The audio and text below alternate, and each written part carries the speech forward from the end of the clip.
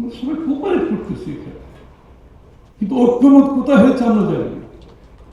প্রত্যেকদিন জিজ্ঞেস করছি, ভাই সবাই তো আমরা জমা দিয়েছি, আপনারা বলছেন ঐক্যমত হলে ওগুলো আমরা করবো, বাকিগুলো ডেমোক্রেটিক প্রসেসের মাধ্যমে আগামী দিনে জনগণের সিদ্ধান্ত হবে। তো কেন জানতে পারছেন ঐক্যমত কোথায় হচ্ছে, কেন বলা হচ্ছে? এটা তো যে কোনো একটা এফিসিয়েন্ট গ্রুপকে বললে আপনাকে একদিনের মধ্যে আপনাকে কোথায় কোথায় ঐক্যমত হয়েছে সামনে নিয়ে আসবে।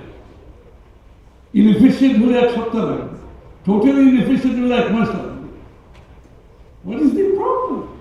ঐক্যমত হয়েছে কোথায় বলতে অসুবিধা কি? এটা বললে কি সব শেষ হয়ে যাবে?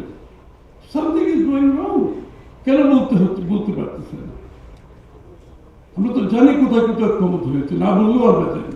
আর যেখানে ঐক্যমত হবে না, nobody has business to impose on the nation. Nobody. At the end of the day, it is a গণতান্ত্রিক প্রসেসের মাধ্যমে আপনাকে সংস্কার করতে হবে। ইভেন যেগুলো ঐক্যমত হয়েছে আমাকে তো পার্লামেন্টে নিতে হবে। বিএনপি 31 দফা সংস্কারের প্রস্তাব আমরা দিয়েছি, আমরা 27 দফা দিয়েছি, বাট আমাদের সাথে যারা আন্দোলন ছিল সবাই মিলে আমরা এটাকে আবার ওনাদের দাবি 31 দফা দিয়েছি। 31 দফাকে আমি কি বলতে পারবো এখন আমাদের 31 দফা আপনাকে বাস্তবায়ন করতে হবে? I cannot say that.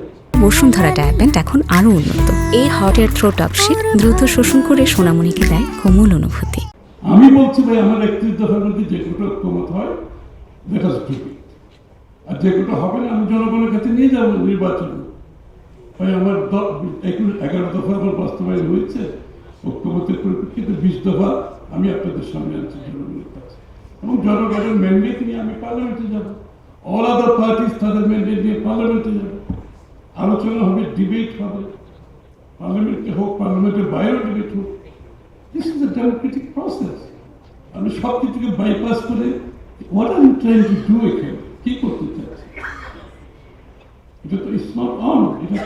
এটাকে দেশটাকে সম্পূর্ণ একটা অনিশ্চয়তার মধ্যে, এবং সিগন্যাল হচ্ছে কি দেশটা একটা অনিশ্চয়তার দিকে চলে যাচ্ছে।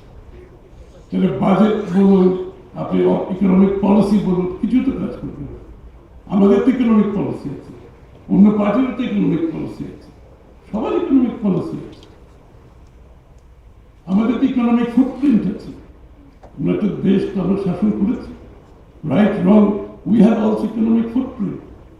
আমার তো ইকোনমিক ফুটপ্রিন্ট আমাকে ফলো করতে হবে। আমার তো আমার ইডিওলজির মধ্যে, আমার ভাবনার মধ্যে, দর্শনের মধ্যে আছে আমার ইডিওলজি, আমার ফুটপ্রিন্ট আছে।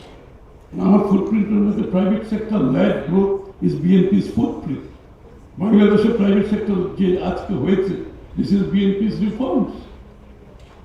99% রিফর্ম বিএনপি করছে, অল সেক্টরে, প্রাইভেট সেক্টরে। আমার তো ফুটপ্রিন্ট আমার কন্টিনিউ করবো, এটার জন্য আমি কারো ফুটপ্রিন্ট ফলো করার প্রয়োজন হচ্ছে না। So every other party has a footprint. What are the footprint to follow করবে? It is up to the end of the day বাংলাদেশের মানুষ সিদ্ধান্ত নেবে তারা কোথায় যেতে চায়।